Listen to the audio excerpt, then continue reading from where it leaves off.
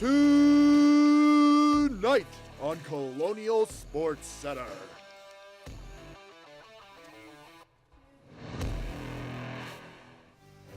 I hope you have your dancing shoes on because tonight it is a great time to be a Colonials fan here on Colonial Sports Center, and we have a fantastic show for you here tonight. Good evening, everyone. My name is Casey Irwine, joined by Caden Hyde, and of course, I say get your dancing shoes on because the RMU men's basketball team has officially made it to March Madness, and Caden, what a moment this is for Robert Morris University. This is absolutely fantastic, Casey. It's the first time that the men's basketball team's won the Horizon League since joining in 2020. First time they've made the NCAA tournament since 2015. However, they've never won a first-round game. Looking to change that here. They saw a UPMC Event Center record crowd of over 4,000 people for their quarterfinal game against Wright State. And the studies show that Cinderella runs brings more than over 2 years to increase enrollment of about $7.3 million. So a lot of money on the line here for RMU. If they could get a win in March Madness, it would be exceptional. But, Caden, you have to talk about the job that Andy Toole has done for the Colonials. Last season, his team finished with 10 wins. But this season, 26 wins. They finished 17 of their last 18 with wins. And Coach Andy Toole has led this team through all these new transfers, all these new faces, a new coaching staff. And now the Robert Morris Colonials, Horizon League champions and makers of March Madness. Caden, it is just a great time here in Hoop Township. This is absolutely fantastic. I mean, both of the teams have been especially fantastic. The men's team, in particular, making it to March Madness first time in 10 years. The team looks so improved, dominant win, never really got it become a question against Youngstown State, tough and gritty against Oakland. This team, I'm feeling really good about them heading into the dance. Well, Caden, you mentioned that game against Youngstown State. Let's take a look at that game because this is how the Colonials got to March Madness. It was the Horizon League Championship against the Youngstown State Penguins, who upset number 2 Cleveland State in the semifinals to make it to the tournament. Both teams looking for their first Horizon League championship. Let's look at this game here that happened Tuesday night. We're going to start here opening. The Colonials, usually a slow starting team, but they're going to start this game with an 11-0 run, and it came with a lot of threes here. This one right here, it's going to be Cam Woods, who shot 28% all season from 3. Right there, hits that one, but he was not done during this 11-0 run. He's going to get it back once again. He's going to get it in the corner after a missed dunk. He's going to put up another 3, so a hot start for the Colonials, and Cam Woods, the guy leading it. But Youngstown State, they were not out of this game. You got to look, Jawan Maxey from 3 right there. He had 23 points on the night, 5 of 9 from 3. So Jawan Maxey, fantastic for the Penguins, but another fantastic player, Nico Gillette. He gets down low right here, gets that one to go and one. Nico Gillette, first team all-tournament, 21 points on the night in the championship. And Maxey right here again, he's going to just chuck this one up with 1 second to go, and he makes it to bring Youngstown State within 1. Jawan Maxey, incredible look, he's going to go again, but of course the Octopus was there to say no, he cannot let him take over this game. Alvaro Fulgares with the impact right there, and Cam Woods puts it up again. He was the Horizon League player of the tournament in this one. Now we go on to the second half in this game. Colonials looking to seal this one.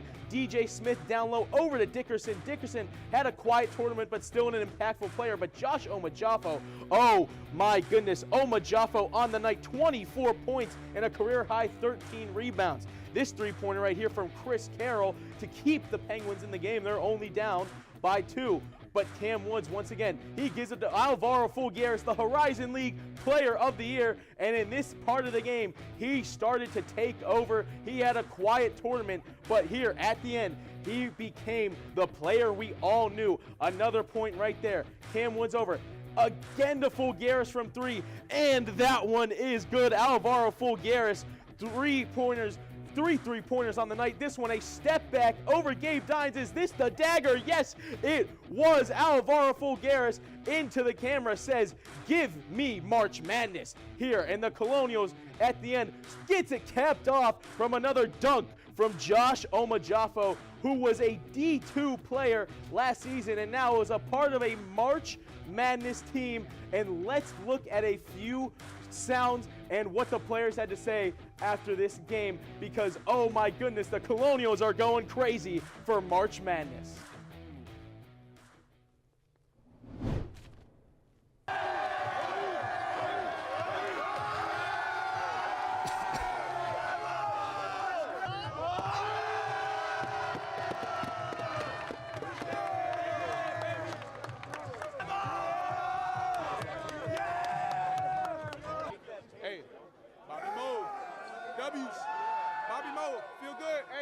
us into the tournament. We're not done yet. We're not done. And my shooter right there. Look, hey, look at my shooter. Blessed to be here, man. So blessed for the opportunity, man. We thank the Creator for everything He gave us as a team, as a brotherhood. We did it again. It feels good to be here for a second time. However, I'm playing in it now, so I'm ready to take my boys to however far we can go. So big up all the RMU fans and everybody that supports us. I feel great, man. It's a blessing, man. All glory to God, man. Let's go. We're feeling great, you know, champions, finally. You know, this group deserve it, and RMU family too. So we got it for you all. Let's go! Caden, you can see how much this means to the players and how much they appreciate all the support they've gotten. Yeah, it's something you always want to see whenever you watch a basketball team is them have energy. Energy in the locker room, energy on the court, and of course, energy whenever it all's said and done and you punch your ticket to the big dance. Well, coming up after this, Caden, you don't want to miss it because we had a team go down to Indianapolis covering the Horizon League Championship. So stick around on Colonial Sports Center for an exclusive look at how we got to March Madness. Do you want to meet a family with a transgender kid? Here we are. Max loves to do backflips. Max loves to play his ukulele. Max loves to just be a kid and just be himself. When I found out I was pregnant, all I really wanted was a happy, healthy, whole child. And that's what I got. I think it's really important for people to know that trans kids don't have a political agenda. They are just kids. Like any parent, we love our kids unconditionally, and we will never stop fighting for them.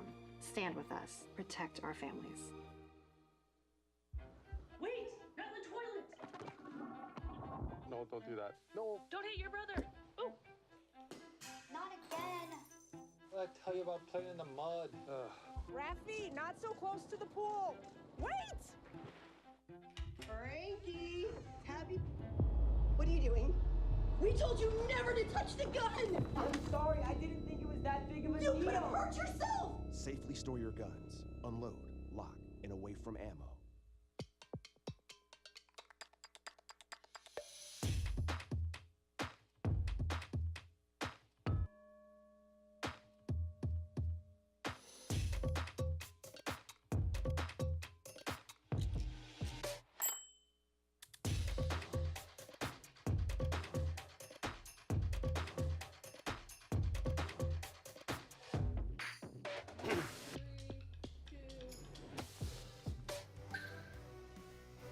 Welcome back to Colonial Sports Center. Caden, as I said, we've got an exclusive look at the Horizon League Championship. Yes, of course. We had a team go out there to Indianapolis to cover some of the games. Starting us off with the men's basketball game, we have Michael Deemer.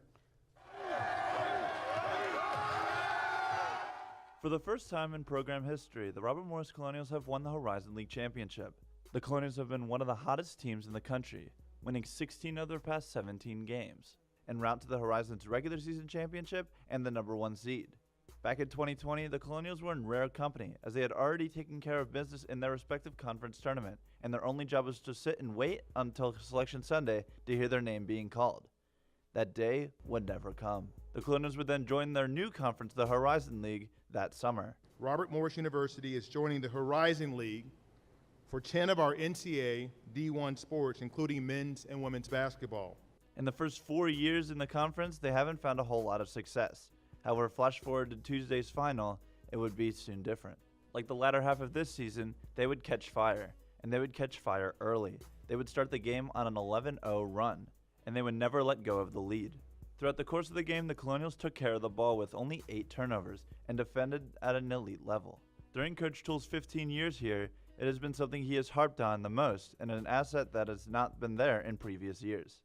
You know, I thought last year our biggest issue was our lack of ability to defend, right? Either defending in space, defending with physicality. And so we wanted to go out and we wanted to look for guys that play with an energy and an edge to them on the defensive side of the floor. When we needed to get stops, we were able to get stops. When we needed to protect the rim, we were able to protect the rim, right? Those were areas that we were so deficient at last year. We just couldn't get stops. We couldn't get rebounds when we needed to.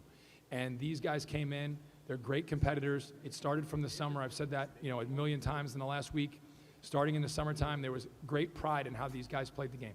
The Colonials were led by the Horizon League Tournament MVP and their leading scorer, Cam Woods. Woods would average 19, 4, and 5 in the 3 tournament games, including 23 points in the overtime semifinal win against Oakland. However, it was Division II transfer Joshua Majaffa making the headlines. He had 24 points and 13 rebounds in the final win. The Canadian has been relatively quiet and under the radar in the national spotlight for the Colonials, not receiving any conference awards and the lone player of the week honor in the final week of the season. He, among other players on this championship caliber team, are the reason Robert Morris was successful all season long. In order to become a championship level team, you have to have guys that are willing to accept and embrace and excel in their roles. I mean, when we clinched the regular season championship, Josh had 27 points, right? When we clinched tonight, he had 24 points. I thought that his rebounding was as impactful as anything else that he did tonight. 13 rebounds, right? Those plays don't always get celebrated by you guys, but we celebrate them, right? We celebrate them, we see them, we value them, and there's no way in hell that we could be even close to the team that we've been without these guys, without Ish Plett, without Ryan Prather, right? Without Chris Ford, Dylan Miller, all those guys that are stepping up, making plays, giving contributions whenever it's needed. As you can see behind me, Robert Morris is now Horizon League champions for the first time and have made the NCAA tournament for the first time since 2015. From Indianapolis, I'm Michael Deemer. All right, thank you, Michael Deemer. And Casey, as he said, the Colonials are Horizon League champions, but just how good was the men's basketball team throughout the tournament? I mean, throughout the tournament, they were fantastic, kept that dominant streak. I mean, you know, Coach Toole, he was talking about how, you know, they had to protect the rim, and through Fulgaris, through the Defensive Player of the Year, Omarion Dickerson, they were able to do just that, going against a 7'3" Gabe Dines in the championship. But let's really take a deep dive into the numbers of just how great they were and how efficient they were in this championship. You can see right here, it was their 9th NCAA appearance in program history in this one. Last appearance in 2015, lost to Duke, and I would just say there is a chance they play against Duke, and last time in that game where they lost to Duke, Duke went on to win the championship. Maybe Army flips the script, they play Duke and go on to win all of March Madness. Who knows, Caden? We don't know. That's the thing. That's the beauty of March. It's a single elimination. Anything can happen. We saw last year with the Horizon League team. Oakland beat Kentucky off at 30 points from Jack Golke. Who knows? Ryan Prather Jr. could choose to have the hottest night of his life out there whenever Colonials play against a higher ranked team.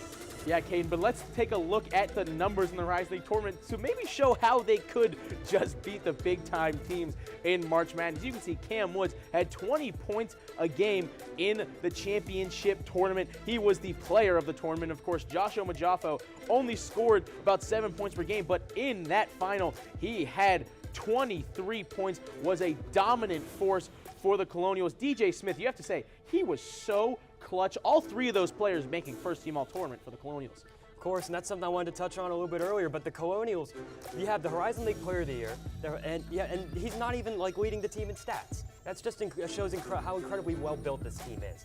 For Cam Woods, Omajafo, and Omarion Dickerson to all make the first team, but not Alvaro Fulgaris, the team's best player, just shows how deep this team is, which is an invaluable asset going into March. And in March, it's going to be quite the time for the men's basketball team, but that was not the only championship that happened in Indy. The women's basketball team was also in Indianapolis for the Horizon League Championship. So, for an exclusive look down on the sidelines of their game, you want to take a look here on CSC right after this. The death of George Floyd, who died in police custody Monday night. Turning my pain into purpose is pretty much what I have done to start this foundation. It's going to take more than just us, you know, as a foundation. It's going to take the community, the world, to help us make a change, because it just can't be us.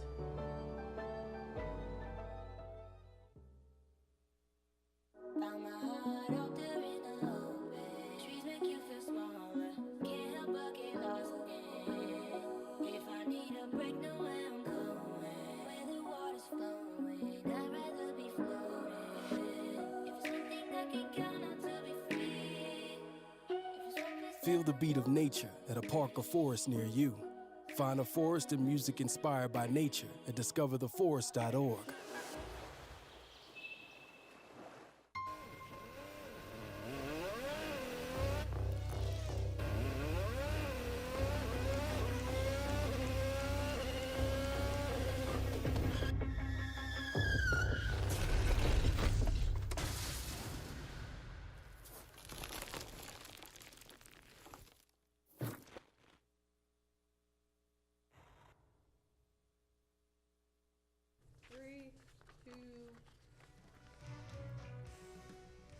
Welcome back to Colonial Sports Center. Now, Caden, as I said before the break, the men's team was not the only team to play in Indianapolis this week. Yeah, let's not forget the women's team also got business done at home against Northern Kentucky to punch their ticket to the Horizon League Championship Tournament, where they will end up playing the Green Bay Phoenix, who are 19-1 in conference. Let's get into the highlights. Starting off the game, you can see the Colonials are pumped. The first time they've been there in their Horizon League, especially great considering how they were last year. First play, tosses it over to Isis Grady for the three to put the Colonials up less than a minute into the first quarter. Now coming back down, Jada Lee is going to pass off the right to Sabwa. Just pass it right back to her. She puts up a three, and it's good to put the Colonials up by 5 early on into the game. Then passes down. Number 11, Natalie McNeil, takes it inside, goes through, draws the foul, and one on Sabwa, who just cannot believe what had just happened. Continuing on, goes now to Maddie Schreiber, who goes up right into the mid-range, won't go. Rebound back to McNeil, works the post again to put it up, to tie up the game at 19 early here into the second quarter. Green Bay also looking to continue their streak and win back-to-back Horizon League championships as Noah Givon puts up a three, and that's good to bring the game back within 2 points for the Colonials. But once again, Green Bay going inside, takes it in, goes through 3 defenders, and good for the layup. Tough, hardy finish there as they come back down the court. Back over to Haley Schreiber, puts up the three, and that's good to close out the first half. Green Bay ended up going on a 16-3 run and scoring 21 points in the second quarter. Going into the third, back over to Isis Grady for 3. That once again good from the same place she was earlier on. Grady led the team in scoring tonight, but once again, Natalie McNeil taking it in, crossing over, going inside on Jenica Suggs, who's a fantastic defender in her own right, gets the tough bucket to once again put Green Bay up. And as it came to the end of the game, just somber sights for the Colonials. Maya Murray, the grad student, upset, hugging all of the coaches what might be her final game. The Colonials just couldn't really pull through at the very end, losing by 14. As the coaches walk off, final score, RMU 53, Green Bay 67, as Green Bay continued on to the Horizon League final. I mean, Green Bay, one of the hottest teams in the country. It's their second Horizon League championship in a row. It was just a tough matchup for the number 4 team in the conference, the RMU Colonials, but they had such a great season. Coach McCabe came in here and did wonders to this team, completely turned them around after they lost 18 in a row to end last season. And now for a recap of this incredible season as well as this tournament, Josh Woodman was down in Indianapolis taking a look from the sidelines at their championship game. So Josh, take us away. Hello and welcome to Croteva Coliseum here in Indianapolis for the Horizon League Basketball Championships. My name's Josh Woodman, and just in a few moments here, the Robert Morris women's basketball team will be taking on the Green Bay Phoenix. The 4th-seeded Colonials will be looking to right the wrongs of their past 2 meetings with the Phoenix in a 1-versus-4 matchup. In a year full of firsts, the Robert Morris women's basketball team made their way to Indianapolis for the Horizon League Basketball Championships for the first time in their program history. 2 games were all the Colonials needed to win in order to book their ticket to the NCAA tournament, but the only issue was if the Colonials wanted to find themselves dancing, they would have to go through 2 of 3 teams they never beat this season, including top-seeded Green Bay in the semifinals. The Colonials were swept by the Phoenix, losing by over 30 points in both games, but now had the opportunity to right those wrongs and show the Horizon League that this revamped team was special on the biggest stage. The Colonials started hot, scoring 3 quick threes to take a fast start, something Green Bay's coach, Kayla Carius, wasn't ready for. Yeah, it kind of started the way that we thought it would, besides how many threes they hit, because it's really typically not their MO, but they started to feel really good and hit a couple of threes and then got us stretched out a little bit. RMU would hold the advantage as the first quarter ended, leading 17-12, but entering the second quarter, the Colonials would quickly see that lead dissipate. The middle frames have proved to be detrimental to RMU this season, and in their previous 2 losses to Green Bay, the Colonials have given up 20 points in each of the second quarters against the Phoenix, while scoring less than 10 points themselves. That trend would continue in Indy as the Colonials were outscored 21-5 and went into halftime down 33-22. Facing a large deficit against the best team in the conference, senior newcomers and standout players this season, Isis Grady and Maya Murray, were determined to not let this game turn into a blowout.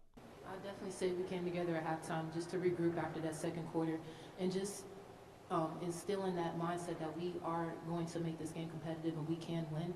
and it's not going to be like the past 2 times that we played this team. So we just had that mentality coming into the second half. Just kind of, you can't change the past, but you can control what happens in the future. So.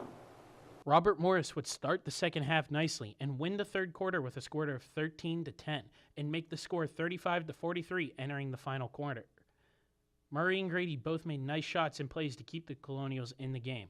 Unfortunately, fouls would be a thorn in the side of RMU as Raisha Sabwa would foul out and Maya Murray, Jada Lee, and Isis Grady would all have 3 or more fouls themselves. This meant the Colonials would have to rotate more and lose the consistency they needed in the latter stretch of the game. The Colonials would end up falling to the Phoenix 53-67. As the final buzzer blew, Coach McCabe and her players were visibly emotional, sad that their season of unprecedented success had come to an end. Yeah, really proud of how hard these guys played. Thought we were a couple shots away from, a possession or 2 game. I think we shocked pretty much everyone in this room except for ourselves and our administration by even making it here. We were never satisfied by that, though. We wanted to really win this game. They obviously came out and tried to prove that. I could not be prouder, and these 2 sitting next to me, finishing their careers and believing in me and the staff, it means more than I could ever say. 9 seniors will be leaving RMU, and while there will be time to prepare and regroup before next season, Coach McCabe thinks it's time for reflection and celebration for what this team has accomplished in a year where everyone doubted them. Really hard for me right now, honestly, to talk about it, because I cannot be more thankful for them buying into me as a first-year head coach and then facing adversity. Like, we were 1-7 to start this conference. And, we kept 5 of them that have been together for so long, and that was so important to me to not touch that bond.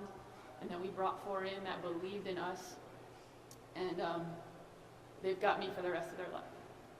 While this loss is a difficult one to swallow for the Colonials, what is clear that in her first season as head coach, Chandler McCabe has developed this team into a contender already, and these Colonials will look to rebuild and go again next year. I'll send it back to the desk.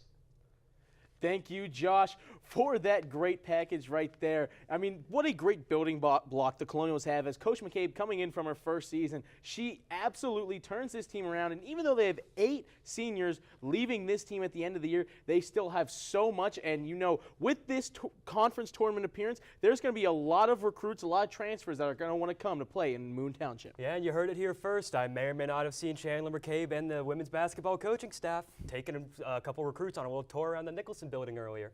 Just saying.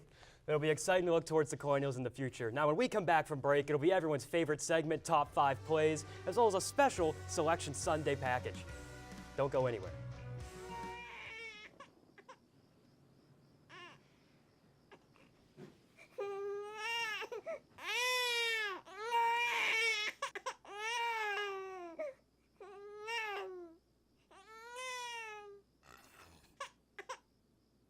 If you love them enough to suck the snot out of their nose at 4 a.m., then surely you'll check nhtsa.gov/the right seat to make sure they're in the right car seat.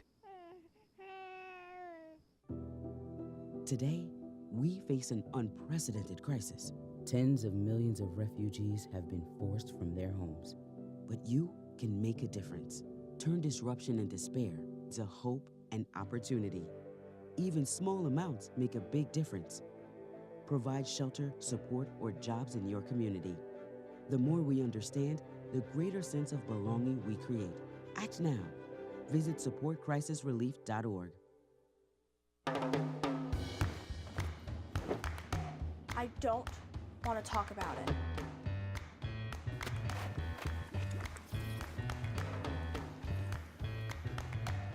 I don't want to talk about it.